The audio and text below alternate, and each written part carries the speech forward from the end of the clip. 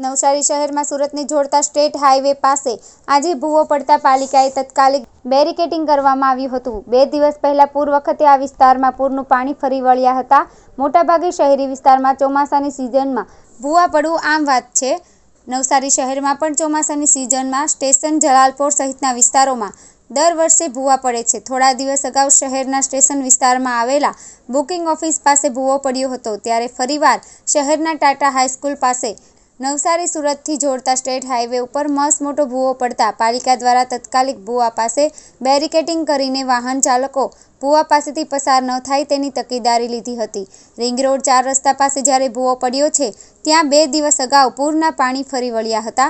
તે સમયે જો ભૂવો પડ્યો હોત તો કદાચ મોટી દુર્ઘટના સર્જાઈ શકી હોત।